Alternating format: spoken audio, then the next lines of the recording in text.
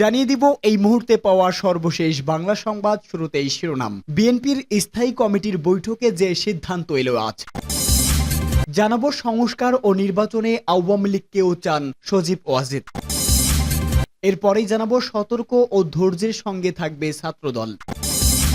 এদিকে শেখ হাসিনাকে কি বাংলাদেশের হাতে তুলে দেবে ভারত, এ নিয়ে থাকবে বিস্তারিত।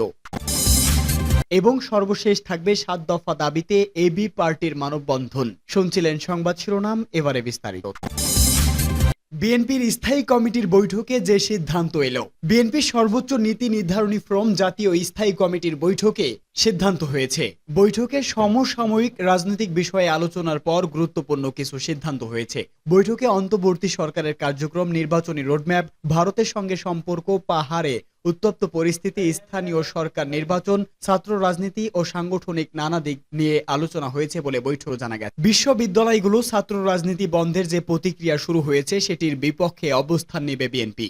শিক্ষা প্রতিষ্ঠানে ছাত্র রাজনীতি বন্ধ নয়, বরং ক্যাম্পাসে ইতিবাচক রাজনীতির ধারা চালু করতে চায় দলটি। কারণ হিসাবে দেশ গঠনে ছাত্র রাজনীতির ঐতিহাসিক অবদান রয়েছে। ৫২ সালে ভাষা আন্দোলন, ৬২ সালের পূর্ব পাকিস্তানের বিরুদ্ধে আন্দোলনের সূচনা, ৭১ সালে মুক্তিযুদ্ধ এবং ২০২৪ সালে স্বৈরাচার সরকার শেখ হাসিনা পতনের আন্দোলনের পেছনে বিশ্ববিদ্যালয়ের ছাত্র রাজনীতির বড় ভূমিকা রয়েছে। নির্ভরযোগ্য সূত্রগুলো বলছে, বিএনপির সর্বোচ্চ নীতি নির্ধারণী স্থায়ী কমিটির বৈঠকে এসব বিষয় নিয়ে বিস্তারিত আলোচনা হয়েছে। রাজধানীর গুলশানে বিএনপি চেয়ারপারসনের রাজনৈতিক কার্যালয়ে রাত ৮টা ৩৫ মিনিটে বৈঠক শুরু হয়। ২.৫ ঘন্টা ব্যাপী এই বৈঠকে লন্ডন থেকে ভার্চুয়ালি যোগ দিয়ে সভাপতিত্ব করেন বিএনপির ভারপ্রাপ্ত চেয়ারম্যান তারেক রহমান। বৈঠকে আরও উপস্থিত ছিলেন স্থায়ী কমিটির সদস্য ডক্টর মোশাররফ হোসেন, ব্যারিস্টার জমির উদ্দিন সরকার, আব্বাস, আব্দুল মঈন খান প্রমুখ সহ আরও অনেক। সংস্কার ও নির্বাচনে আওয়ামী লীগকেও চান সজীব ওয়াজেদ। ১.৫ বছরের মধ্যে জাতীয় নির্বাচন আয়োজন নিয়ে সেনাপ্রধান জেনারেল ওয়াকারুজ্জামানের বক্তব্যে সন্তোষ জানিয়েছে ছাত্র জনতার অভ্যুত্থানে ক্ষমতাচ্যুত প্রধানমন্ত্রী শেখ হাসিনার ছেলে সজীব ওয়াজেদ জয়। তিনি বলেছেন, এই সময়সীমা তার প্রত্যাশার চেয়েও বেশি। একই সঙ্গে সজীব ওয়াজেদ বলেছেন, বাংলাদেশে আওয়ামী লীগকে ছাড়া সত্যিকার সংস্কার ও নির্বাচন সম্ভব ছিল না। গতকাল আন্তর্জাতিক বার্তা সংস্থা রয়টার্সকে এই কথাগুলো বলেন সাবেক প্রধানমন্ত্রী শেখ হাসিনার তথ্য প্রযুক্তি বিষয়ক উপদেষ্টা সজীব ওয়াজেদ। এর আগে গত সোমবার রয়টার্সকে দেওয়া এক সাক্ষাৎকারে সেনাপ্রধান জেনারেল ওয়াকারুজ্জামান বলেছিলেন, ১ থেকে ১.৫ বছরের মধ্যে গণতন্ত্রে ফেরা উচিত। সজীব ওয়াজেদ রয়টার্সকে বলেন, অত্যন্ত এখন যে আমরা একটা সময়সূচি পেলাম, এতে আমরা খুশি হয়েছি। তবে এ ধরনের নাটকীয় পরিস্থিতি আমরা আগেও দেখছি। এখানে একটি অসাংবিধানিক ও অনির্বাচিত সরকার সংস্কারের নানা প্রতিশ্রুতি দিয়েছিল, কিন্তু তখন পরিস্থিতি আরো খারাপ হয়েছিল। ১৯৭১ সালে পাকিস্তান থেকে স্বাধীন হওয়ার পর বাংলাদেশে কতগুলো সেনা অভ্যুত্থান হয়েছে, সেগুলোর উল্লেখ করেন সজীব ওয়াজেদ। পরিবর্তিত প্রেক্ষাপট বিবেচনায় রেখে সতর্ক ও ধৈর্যের সঙ্গে শিক্ষাঙ্গনে শিক্ষার্থী বান্ধব কর্মসূচি নিয়ে পথ চলার সিদ্ধান্ত নিয়েছে জাতীয়তাবাদী ছাত্রদল। রাজধানীর নয়াপল্টনে বিএনপির কেন্দ্রীয় কার্যালয়ে সংগঠনের কেন্দ্রীয় সংসদের সাধারণ সভা এই সিদ্ধান্ত হয়। ছাত্র জনতার অভ্যুত্থানে ৫ আগস্ট শেখ হাসিনা সরকারের পতনের পর অদ্ভুত রাজনৈতিক পরিস্থিতিতে ছাত্রদলের কেন্দ্রীয় সংসদের সাধারণ সভা হয়। সভায় উপস্থিত একাধিক সূত্র জানিয়েছে, সভায় ছাত্রদলের সাংগঠনিক কার্যক্রমে ঢেলে সাজানো হয় এবং শিক্ষার্থী বান্ধব কর্মসূচি নিয়ে এগোনোর পরামর্শ এসেছে। এছাড়া পরিবর্তিত প্রেক্ষাপট বিবেচনায় নিয়ে ধৈর্যের সঙ্গে সাংগঠনিক কর্মসূচি অব্যাহত রাখার সিদ্ধান্ত হয়। সভার শুরুতে জুলাইয়ের গণহত্যা সহ বিতাড়িত ফ্যাসিবাদী সরকারের শাসন আমলে সব শহীদের প্রতি শ্রদ্ধা জানিয়ে ১ মিনিট নীরবতা পালন করা হয়। ছাত্রদলের কেন্দ্রীয় সাধারণ সম্পাদক নাসির উদ্দিন প্রথম আলোকে বলেন, পরাজিত ফ্যাসিস্ট শক্তি যাতে আবার শিক্ষা প্রতিষ্ঠান দখল করতে না পারে, সে ব্যাপারে ছাত্রদলকে সতর্ক থাকতে হবে।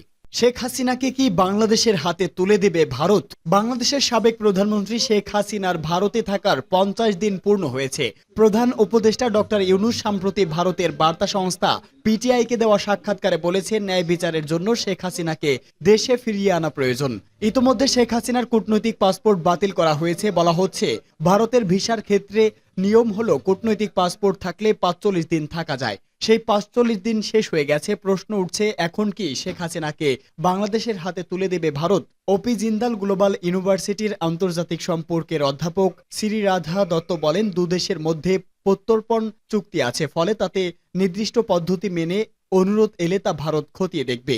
তার একটা প্রতিক্রিয়া আছে, তা চলতে থাকবে। তবে এই অনুরোধ করা হলেই যে শেখ হাসিনাকে বাংলাদেশের হাতে তুলে দেওয়া হবে এমন ভাবার কোনো কারণ নেই। ভারত তো কতদিন ধরে আর্থিক মামলায় অভিযুক্ত বিজয় মালিয়াকে চাইছে, কিন্তু এখনো তো বিজয় মালিয়াকে ভারতের হাতে তুলে দেওয়া হয়নি। 2016 সালে মালিয়া ভারত ছেড়ে যুক্তরাজ্যে গেছেন, তারপর তার পাসপোর্ট বাতিল করা হয়েছে, তাকে ভারতের হাতে তুলে দেওয়ার জন্য আবেদন জানানো হয়েছে। তারপর আইনি জোটে এখনো মালিয়াকে ফেরত পায়নি ভারত। শ্রীরাধা বলেন, শেখ হাসিনা ভারতে আশ্রয় নিয়েছেন। শেখ হাসিনা, শেখ মুজিব ও তার পরিবারের সাথে ভারতের ঐতিহ্য সম্পর্ক রয়েছে। ভারত এটাও মনে করেন না শেখ হাসিনা বাংলাদেশে নিরাপদ থাকতে পারবেন। তাই শেখ হাসিনাকে অবিলম্বে ফেরত দেওয়া হবে বলে আমার মনে হয় না। আর তাকে ফেরত পাঠানো কোনো নৈতিক বাধ্যবাধকতাও ভারতের নেই। নাম প্রকাশে অনুচ্ছেদ ভারতের এক সাবেক কূটনৈতিক মনে করেন, শেখ হাসিনা ভারতে থাকার বিষয়টি দুদেশের সম্পর্কের ক্ষেত্রে প্রভাব ফেলবে না। তার মতে দুটি বিষয় এক করে দেখা উচিত নয়, দুটি বিষয় আলাদা। বাংলাদেশ ভারতের প্রতিবেশী দেশ, ফলে তার সঙ্গে সম্পর্ক ভালো রাখার পেছনে দুদেশের স্বার্থ রয়েছে। 7 দফা দাবিতে এবি পার্টির মানববন্ধন। ছাত্র জনতার গণ অভ্যুত্থানের পর সুশৃঙ্খল যাত্রাবাড়ি প্রতিষ্ঠার লক্ষ্যে 7 দফা দাবিতে মানববন্ধন করেছে আমার বাংলাদেশ এবি পার্টি যাত্রাবাড়ি থানা শাখা। যাত্রাবাড়ি মোড়ে এই মানববন্ধন অনুষ্ঠিত হয়। যাত্রাবাড়ি থানার আহ্বায়ক CMH আরিফের সঞ্চালনায় অনুষ্ঠিত মানববন্ধনে প্রধান অতিথি হিসাবে বক্তব্য রাখেন এবি পার্টির সংগ্রামী সহকারী সদস্য সচিব ও সাবেক ছাত্রনেতা শাহাদাতুল টুটুল। বিশেষ অতিথি হিসাবে বক্তব্য রাখেন এবি পার্টি ঢাকা মহানগর দক্ষিণের যুগ্ম আহ্বায়ক আনোয়ারুল ফারুক, গাজী নাসির যুগ্ম সদস্য সচিব সাফিউল বাশার আহমেদ, বারকাজ নাসির ও সাংগঠনিক সম্পাদক আব্দুল হালিম নান্নু। এতে আরো বক্তব্য রাখেন ঢাকা মহানগরের মহিলা বিষয়ক সম্পাদিকা আমিনা বেগম, যাত্রাবাড়ি থানা সদস্য সচিব নাসিমুল ইসলাম অন্তর সহ স্থানীয় নেতৃবৃন্দ।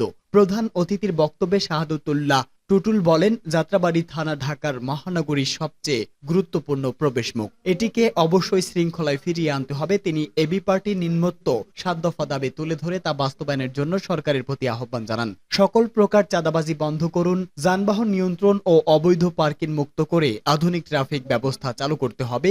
প্রতিদিন নির্দিষ্ট সময়ের মধ্যে বর্জ্য নিষ্কাশন কার্যক্রম শেষ করে পরিষ্কার পরিচ্ছন্ন যাত্রাবাড়ি করতে হবে। যাত্রীদের হয়রানি বন্ধ করতে হবে। যাত্রী সেবায় প্রত্যেক বাস কাউন্টারে পরিচ্ছন্ন লোক নিয়োগ করতে হবে। সকল প্রকার সন্ত্রাসী কার্যক্রম বন্ধ করতে হবে। থানায় স্পেশাল হেল্পলাইন নম্বর চালু করতে হবে। ফুটপাত দখল মুক্ত করে পথচারী পথ পরিষ্কার করতে হবে। হকারদের পুনর্বাসন করতে হবে। 24-এর স্বৈরাচার বিরোধী আন্দোলনে যাত্রাবাড়ি এলাকায় নিহত সকল শহীদদের চূড়ান্ত তালিকা প্রকাশ করে অবিলম্বে শহীদদের স্মরণে যাত্রাবাড়ি গেট সংলগ্ন স্থানে শহীদ স্মৃতিস্তম্ভ তৈরি করতে হবে।